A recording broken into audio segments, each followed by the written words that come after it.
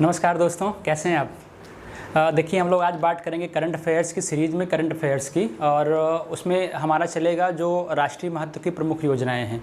योजनाएं तो मुझे लग रहा है कि किताबों में सैकड़ों दी हुई होंगी, बट हम उन योजनाओं की बात करेंगे जो बहुत इंपॉर्टेंट हैं, और आपको एक लिस्ट भी दे देंगे कि आप इन योजनाओं को उत्तर प्रदेश लोक सेवा आयोग के एग्ज़ाम में पढ़ के जाइएगा, और हो सकता है उससे आपको काफ़ी लाभ मिले। तो अभी जैसे कोरोना महामारी के चलते कई योजनाओं में काफ़ी अपडेट किया गया, ठीक है, काफ़ी अपडेट किया गया। तो वो योजनाएं हो सकता है सरकार पूछे, अगर पेपर करंटली बनेगा या फिर मान के चलिए मई जून के बाद बना होगा। जैसे कि एक बेसिक एग्जांपल देते हैं, मनरेगा का विस्तार किया गया, उज्ज्वला योजना का विस्तार किया गया, जो भी स्वास्थ्य कल्याण की योजनाएं थी उसमें विस्तार किया गया। उसके अकॉर्डिंग गरीब कल्याण योजना लाई गई, जिसमें क्या कहते हैं लोगों को लाभ दिया गया, प्रवासी मजदूरों को लाभ दिया गया। तो इस तरह की कुछ योजनाएं मुझे इंपॉर्टेंट लगी, जो मैंने छांट के आपको बताने का प्रयास किया। बाकी तो बहुत सारी योजनाएं हैं जो पहले से चली आ रही हैं। सुमन योजना हो गया जैसे, और एक योजना जैसे हो गया नमामि गंगे परियोजना हो गया। इसको आप लोग पढ़ लीजिएगा, हम बताएंगे नहीं। बाकी जो योजनाएं हम बताएंगे उसको आप अच्छे से देख लीजिएगा। 7-8 योजनाएं बताएंगे 15 से 20 मिनट में। उसके बाद नेक्स्ट क्लास में और योजनाओं को मेंशन कराने का प्रयास करेंगे।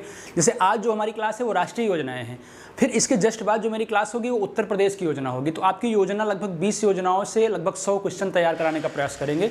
उसके जस्ट बाद जो हमारी सीरीज बची हुई है नियुक्ति पे, निधन पे, या फिर क्या कहते हैं और चीज़ों पे, या फिर एक मैराथन वीडियो लेके आएंगे जिसमें 100 क्वेश्चन होगा, लगभग 1 घंटे की वीडियो होगी, 100 से 150। उसी कोशिश करेंगे कि ये क्वेश्चन बताएंगे, पढ़ के जाइएगा, एग्जाम में आएगा ही आएगा। जैसे मैं पढ़ता हूँ तो मैं अपना नोट्स बनाता हूँ, उसमें से क्वेश्चन आते हैं, ठीक है। तो चलिए पॉइंट पे चलते हैं, अपने टॉपिक पे।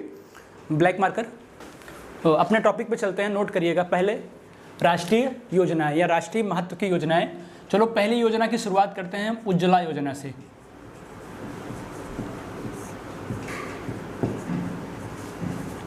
उज्ज्वला योजना से किसी भी योजना को पढ़ने के पहले मन में ये लाना कि ये शुरू कब की गई थी और इसका उद्देश्य क्या था और इसको शुरू किसने किया था, ठीक है। तो पहले अगर इस क्रम में बात करें, मतलब पहले सोचो, और उसके बाद अगर हम पढ़ रहे हैं तो इसका महत्व हाल ही में क्या है, क्यों ये योजना हम पढ़ रहे हैं, अभी करंटली पढ़ रहे हैं। जैसे 2016 में योजना शुरू की गई थी, ठीक है।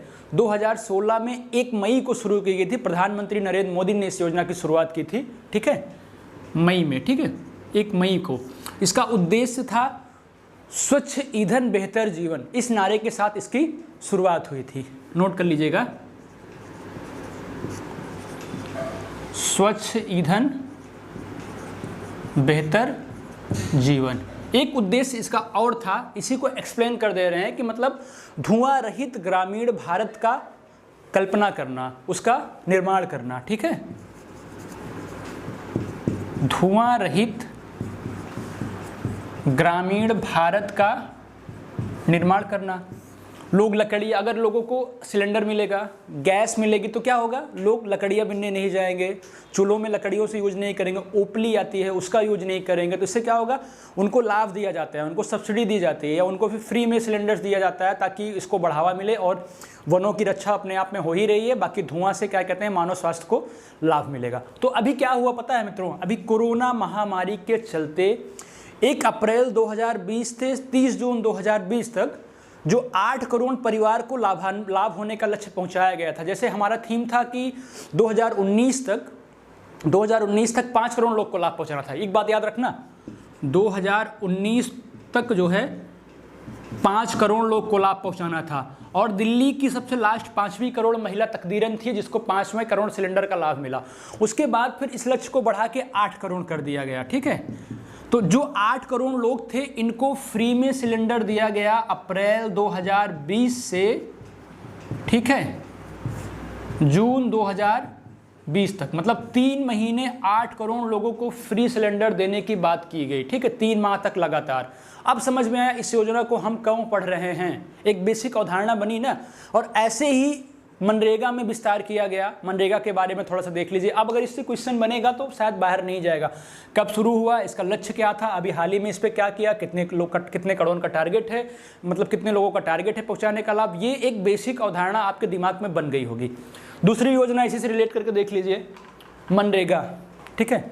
मनरेगा के बारे में सोचिए पहले, क्यों शुरू किया गया था, ये कब शुरू की गई थी, इसका उद्देश्य क्या था, ठीक है। इन सब चीज़ों को दिमाग में रखना ही रखना पड़ेगा। जैसे मनरेगा योजना है, ठीक है, 2000 5 में जब ये शुरू की गई थी तो इसका नाम मनरेगा नहीं था, इसका नाम नरेगा था। क्या नाम था इसका?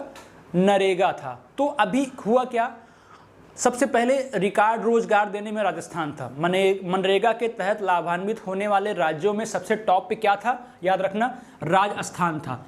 लेकिन अभी राजस्थान को उत्तर प्रदेश ने पीछे छोड़ दिया। अभी सबसे अधिक लाभ देने वाला राज्य कौन सा बन गया? उत्तर प्रदेश बन गया। ठीक है, ये चीज़ याद रखना। और एक चीज़ और याद रखना, अभी छत्तीसगढ़ बहुत तेज़ी से बढ़ रहा है। छत्तीसगढ़ ने क्या किया, 9 दिनों में छत्तीसगढ़ में लगभग क्या कहते हैं 1,89,00,000 लोगों को लाभ मिला है मनरेगा के तहत। ये चीज़ याद रखना, छत्तीसगढ़ में 9 दिन में 1,89,00,000 लोगों को रोजगार मिला। सोचिए कितना लाभान्वित नरेगा से लोग हो रहे हैं। अब इसका उद्देश्य क्या है? उद्देश्य तो आप ही जान ही रहे हो, ग्रामीणों को रोजगार देना।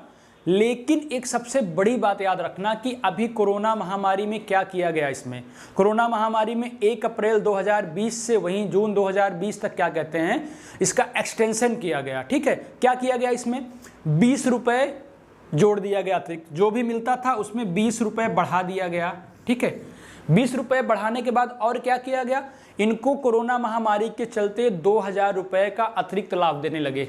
सरकार 2,000 रुपये का अतिरिक्त लाभ दे रही है हर महीने। तो जो मनरेगा मजदूर हैं उनको 2,000 रुपये का घर बैठे लाभ मिल रहा है। इसका उद्देश्य है कि 62 करोड़ परिवार को लाभ पहुंचाना डायरेक्टली। ठीक है, 62 करोड़ परिवार को डायरेक्टली लाभ पहुंचाना इसका लक्ष्य है। मैंने बताया 2005 में इसका नाम नरेगा था और 2 अक्टूबर 2009 में इसका नाम क्या कर दिया गया, मनरेगा कर दिया गया। ठीक है, ये हो गई हमारी 2 योजनाएं जिसका मैंने बेसिक एजम्पशन दे दिया आपके दिमाग में। अब देखिए आगे चलते हैं। आगे हमारी योजना तीसरी है, नोट कर लीजिएगा, पीएम कल्याण अन्न योजना, प्रधानमंत्री कल्याण अन्न योजना।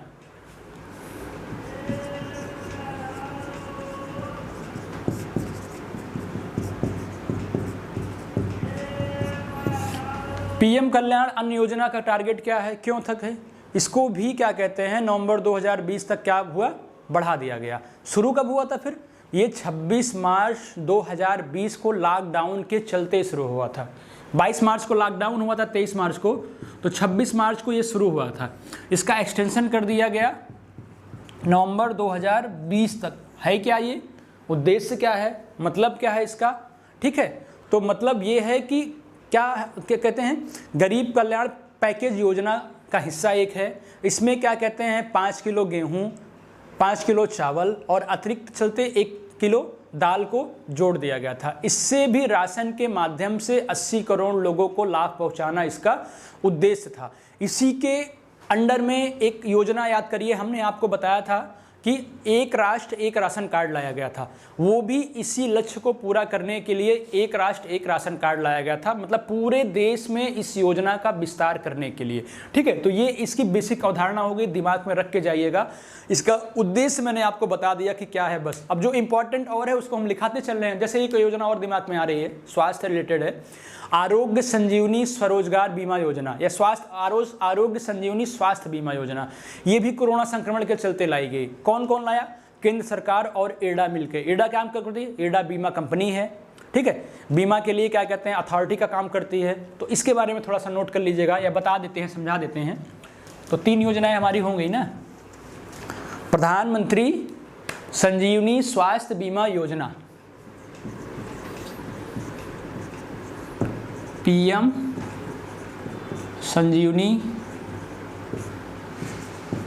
स्वास्थ्य बीमा योजना। ठीक है, अब इस योजना का उद्देश्य क्या था, ये भी कोरोना संक्रमण काल में लाई गई थी। या पूछ सकता है कि कौन कौन इसको कंट्रोल करता है। एक तो सेंट्रल गवर्नमेंट, दूसरा एडा, IRDAI। ठीक है, इसको ये कंट्रोल करता है। दोनों मिलके इसमें सुधार करने का प्रयास कर रहे हैं। शुरू कब की गई थी, ये 2018 में शुरू की गई थी। लेकिन अभी क्या हुआ, अभी कोरोना संक्रमण के चलते हुए इसका एक्सटेंशन किया गया। मतलब कितने लोगों को लाभ देने की बात की गई, इसका उद्देश्य ये है कि 40% या 50 करोड़ लोगों को डायरेक्टली इससे लाभ पहुंचाना। 40% या फिर 50 करोड़ लोगों को लाभ पहुंचाना। अब ये एक कार्ड देती है इरडा स्वास्थ्य कंपनियों को, स्वास्थ्य सेक्टर्स को, और क्या कहते हैं ये उसी के माध्यम से लोगों को लाभ मुहैया कराते हैं, ठीक है। और इसमें क्या कहते हैं 1.5 लाख रुपए सालाना, क्या बोलते हैं, लिमिटेड कवर की बात की गई, याद रखना। आपको दे सकता है ऑप्शन में कितने लाख, तो 1.5 लाख रुपए लिमिटेड कवर की बात की गई, ठीक है।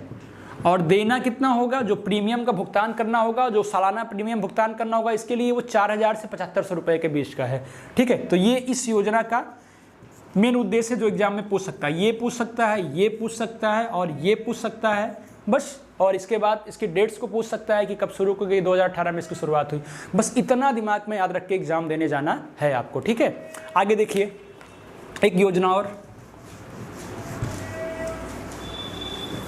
आज काफ़ी लोगों का मैसेज भी आया कि सर क्या कहते हैं उत्तर प्रदेश स्पेशल की घटनाएं नहीं आ रही हैं, थोड़ा सा स्वास्थ्य मतलब ठीक ना होने के कारण एक दिन क्लास में गैप हो गया, और अब वो भरपाई हम जल्दी से करेंगे, एक दिन में 2 क्लास देने का प्रयास करेंगे ताकि आपको संपूर्ण क्लासेस लगातार मिलती रहे। और उम्मीद यही है कि अभी आर का एग्ज़ाम 20 तक बढ़ा दिया गया है, ये मत सोचना मैंने बढ़वा दिया। तो उम्मीद ये है कि 20 तक बढ़ गया तो आपको टाइम मिल गया अच्छे से, आप अच्छी तैयारी करते रहिए और कोशिश करेंगे कि 20 तक हम इस कवर्स को, जो मेन टॉपिक है, जैसे हिंदी हम कवर करा सकते हैं, करंट कवर करा सकते हैं, जीएस के कुछ पोर्शन कवर करा सकते हैं। बाकी हम तो अभी बहुत लेट आपके साथ लगने शुरू हुए हैं, लेकिन हाँ ये करते हैं कि आने वाले एग्जाम में PCS 2020 तक आपको कोई समस्या नहीं होने देंगे, और इसमें भी कम से कम 50% RO में भी आपको लाभ दिलाने का पूरा वादा करते हैं कि आपको लाभ मिलेगा ही मिलेगा, ठीक है। तो देखिए अगली योजना गरीब कल्याण योजना है।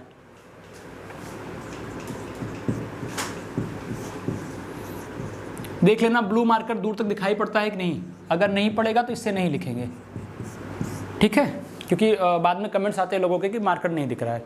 तो गरीब कल्याण योजना भी 20 जून को शुरू की गई है कोरोना के चलते, और इसमें क्या था, इसमें जो प्रवासी मजदूर को बचाने के लिए था।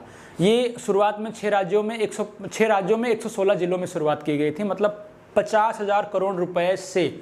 बस इतना याद रखना, इसमें फंड कितना आया था, 50,000 करोड़ रुपए। ये किन के लिए था, प्रवासी मजदूरों को लाभ पहुंचाने के लिए। वह मजदूर जो मुंबई दिल्ली से चल के, अदर स्टेट से चल के अपने घरों को जा रहे थे, उनको डायरेक्ट लाभ पहुंचाना था। अब एक चीज़ और याद रखना, इसमें 6 राज्य में और 116 जिलों को लाभ पहुंचाने की बात की थी। बस इतना आपसे पूछेगा, नहीं तो नहीं पूछेगा, बहुत इंपॉर्टेंट नहीं है, बस दिमाग में आया मेंशन करा दे रहे हैं। जैसे एक योजना और दिमाग में आ गई है, पोषण अभियान। पोषण अभियान क्या था, हाँ पोषण अभियान थोड़ा इंपॉर्टेंट है, नोट कर लीजिएगा, हो सकता है कि कहीं ना कहीं पूछ ले।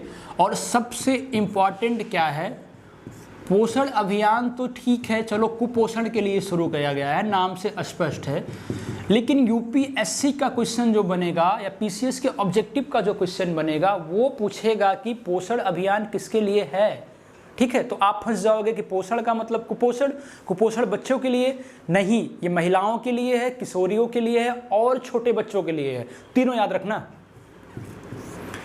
महिला के लिए है, किशोरी के लिए है, ठीक है, और छोटे बच्चों के लिए है। इन तीनों के लोगों के लिए कुपोषण की समस्या को दूर करना। मित्रों कुपोषण के बाद भी अगर ऑप्शन में एनीमिया दे देना तो इसका लक्ष्य ये भी है एनीमिया और कुपोषण को कम करना, याद रखना। इसीलिए जोर दे रहे हैं, लिखा रहे हैं कि लिख लीजिएगा कि इसके साथ में एनीमिया नहीं, एनीमिया दे दिया तो आपने सोचा हमने तो कुपोषण पढ़ा हुआ है, एनीमिया कहाँ से आ गया, ठीक है। तो ये याद रखना जरूर। और अगर बजट की बात करें तो इसमें बजट 1946 मतलब 9,046.17 करोड़ की बात की गई। तो बेसिकली 9,000 करोड़ याद रखना, बाकी लिख सकते हो 0.17 करोड़, ठीक है। ये योजनाएं ऐसी थी जो बहुत इंपॉर्टेंट थी और आपके एग्जाम में मुझे लगा कहीं ना कहीं से इन योजनाओं के बारे में पूछेगा। अभी पूरा का पूरा देश क्या कहते हैं, देश नहीं कह सकते हो, पूरा का पूरा विश्व क्या कहते हैं, कोरोना महामारी से ग्रसित है। उस महामारी में कौन कौन सी योजनाएं चलाई गई हैं, सरकार कौन सा लाभ दे रही है, ठीक है, इन चीज़ों को याद रखना बहुत ज़रूरी है। जैसे अभी एक योजना और देखिए, स्वच्छ भारत अभियान के बारे में, ठीक है। तो इसमें भी कुछ क्या कहते हैं डेवलपमेंट किया गया है, सुधार भी किया गया है, तो उसको थोड़ा सा देख लीजिएगा।